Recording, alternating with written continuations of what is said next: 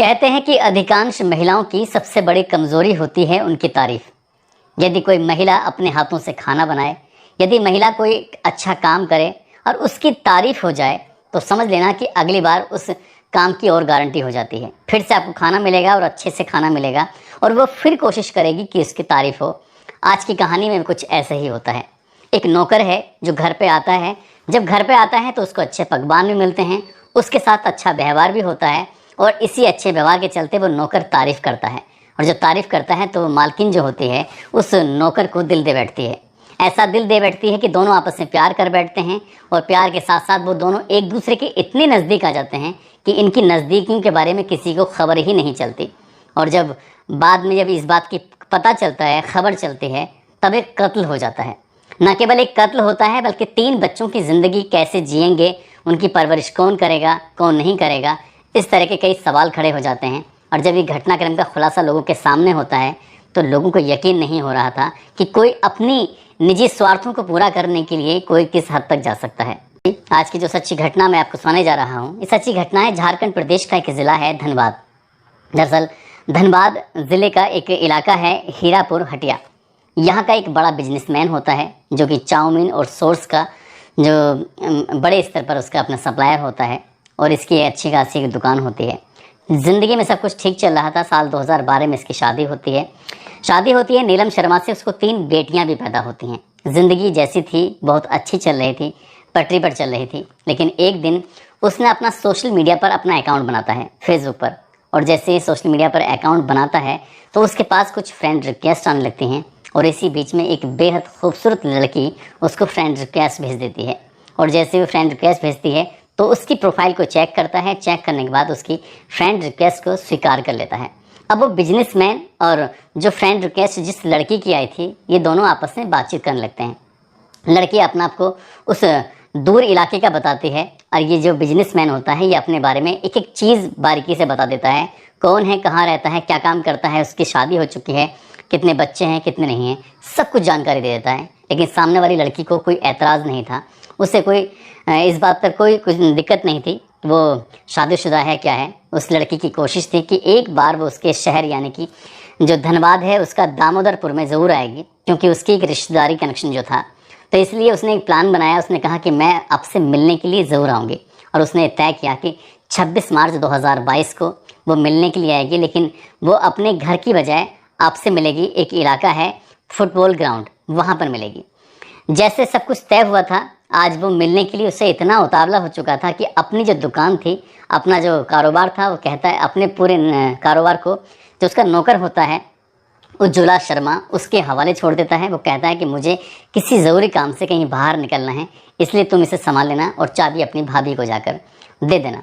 ठीक जैसा उसने सोचा था वैसा ही होता है। रात के जैसे 10 बजते हैं वो यहाँ से सीधा निकल कर पहुँच जाता है फुटबॉल के ग्राउंड पर। और वहाँ ग्राउंड पर उसका एक लड़की, एक बेहद खूबसूरत लड़की उसका इंतज़ार कर रही थी, जिसको उसने आज तक देखा नहीं था। ये उसकी पहली मुलाकात थी। जैसे ही लड़की सामने आती है, लड़की उसके सीने में एक गोली मार देती है। उसके बाद वो वहाँ पर तड़प रहा होता है, तुरंत ही वो दूसरी गोली उसकी गर्दन में मारता है और मारने के बाद वहाँ से वो लड़की चले जाती है। अब अगले ही दिन जैसे निकलता है, लोग जैसे फुटबॉल ग्राउंड में घूमने के लिए, टहलने के लिए आते हैं, तो वहाँ पर उन्हें एक लाश मिलती है। उस लाश को देखकर लोगों के होश फाख्ता हो जाते हैं। सदर कोतवाली क्षेत्र की पुलिस को सूचना दी जाती है कि यहाँ पर एक बिजनेसमैन है जिसका नाम है मुकेश पंडित। मुकेश पंडित अब इस दुनिया में नहीं रहा, वो मर चुका है। जैसे जैसे खबर फैल रही थी वैसे वैसे इसकी पत्नी, इसके परिवार के, इसकी माँ, इसके बाकी लोग मौके पर आते हैं और चीख पुकार मच जाती है। अब पुलिस इस घटनाक्रम के खुलासे के लिए परिवार के अलग अलग लोगों से बातचीत कर रही थी, उनसे जानकारी जुटा रही थी किस बिजनेसमैन को किससे खतरा था, किससे खतरा नहीं था। अब उसका जो मोबाइल होता है वो मौके पे मिलता नहीं है। पुलिस वाले मोबाइल को ढूंढने की काफ़ी कोशिश कर रहे थे। मोबाइल की CDR निकलवाई जाती है कि वो किस किस के संपर्क में था, किसी ने उसको यहाँ बुलाया था या अपने आप से आया था। अब उसके पास जो कोई रिकॉर्ड था वो था ही नहीं, क्योंकि मोबाइल उसका मिलता ही नहीं है। आखिरकार पुलिस करे तो क्या करे, धीरे धीरे करके वक्त गुजर जाता है। और यहाँ पर जब वो आया था उसके साथ ना कोई हाथापाई हुई थी, ना कोई मारपीट हुई थी। बदमाश ने जो भी थे उन्होंने सीधे आके गोली चला दी थी, जिसकी वजह से उसकी मौत हो जाती है। अब उधर बिजनेसमैन की मरने की वजह से ही शहर में लोगों में गुस्सा फैल जाता है। लोगों की एक ही मांग थी कि जितनी जल्दी हो सके मुकेश पंडित के हत्याकांड का खुलासा कर दिया जाए। लेकिन एक एक दिन करके लगातार दिन बीत रहे थे। पुलिस पर लगातार दबाव पड़ रहा था, पुलिस करे तो क्या करे। CDR से या जो बिजनेस में जुड़े हुए लोग थे उनसे, जितने भी उसके कांटेक्ट में थे, सभी से बातचीत की जाती है, लेकिन पुलिस को कोई सफलता नहीं मिलती। तब एक दिन अचानक से पुलिस को ख्याल आता है कि जो इसकी पत्नी होती है नीलम शर्मा, और उसका जो नौकर होता है उज्ज्वला शर्मा, इन दोनों से बातचीत करते हैं। बातचीत करते करते उनके बारे में पूछते हैं कि वो कब आते थे, कैसे आते थे, क्या करते थे, जब वो बारीकी से जानकारी ले रहे थे। तो इसी जानकारी के बीच इन दोनों से मोबाइल मांगे जाते हैं कि तुम अपने मोबाइल यहाँ जमा कर दो, हम तुम्हारे मोबाइल देखना चाहते हैं। लेकिन जैसे ही मोबाइल की बात आती है तो पत्नी और नौकर दोनों इनकार कर देते हैं, कहते हैं कि हमारे पास मोबाइल नहीं है। इस तरह के जो बहाने लेते हैं, जबकि परिवार के बाकी लोगों से जब बातचीत की गई थी तो नौकर के पास भी मोबाइल होता है और जो मालकिन होती है उसके पास भी अपना खुद का मोबाइल होता है।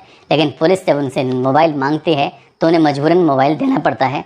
और जब मोबाइल दिया जाता है और मोबाइल को खंगाला जाता है तो उस नौकर के मोबाइल में इसकी जो मालकिन होती है उसकी आपत्तिजनक कुछ तस्वीरें होती हैं। साथ ही जब CDR निकलवाई जाती है तो CDR से पता चलता है कि इन दोनों की लंबी लंबी बातचीत होती थी और ये एक दूसरे के साथ बहुत सारी वीडियो कॉल पर भी बातचीत किया करते थे। पूरी जब डिटेल निकलवाई जाती है, उसके आपत्तिजनक फ़ोटो मालकिन के नौकर के मोबाइल में मिलते हैं, तब पुलिस को लगता है कि यहीं से कुछ ना कुछ शायद सफलता मिल सके। और इसके बाद जब नीलम से यानी कि पत्नी से पूछा जाता है और नौकर से पूछा जाता है तो शुरुआत में वो इधर उधर की बातें कर रहे थे, लेकिन पुलिस ने जब सख्ती से पूछताछ की तो पता चलता है कि चौंकाने वाला जब खुलासा होता है तो लोग उस पर वाकई आश्चर्य कर रहे थे। दरअसल नीलम इतनी खूबसूरत नहीं थी और ना ही इतना खूबसूरत उसका पति था, लेकिन ये खूबसूरत होता है तो हैंडसम यानी कि हैंडसम नौकर होता है। और हैंडसम नौकर जब घर में आता था तो उसकी एंट्री पूरे घर में कहीं भी थी, जब चाहे वो तब घर में आ जाया करता था। और जब जब उसको कुछ खाने का सामान मिलता था, चाय मिलती थी, पानी मिलता था या कुछ उसके साथ अच्छा व्यवहार किया जाता था, तो नौकर अपनी मालकिन की बहुत ज़्यादा तारीफ़ किया करता था। साथ ही जो इसकी छोटी वाली बेटी होती है उसको भी वो बहुत प्यार से खिलाया करता था और ये बात मालकिन को बहुत पसंद आती थी। जबकि जो इसका पति होता है, कारोबारी होता है, वो अपनी बेटियों के साथ इतना अच्छे से सलूक नहीं करता था, इतना प्यार नहीं करता था। अब इसी बात को देखते हुए जो मालकिन होती है वो नौकर के प्रति अट्रैक्ट हो जाती है, उसके प्रति नज़दीकियाँ बढ़ जाती हैं और वो दोनों एक दूसरे के साथ रिलेशन में आ जाते हैं, संबंध बना लेते हैं।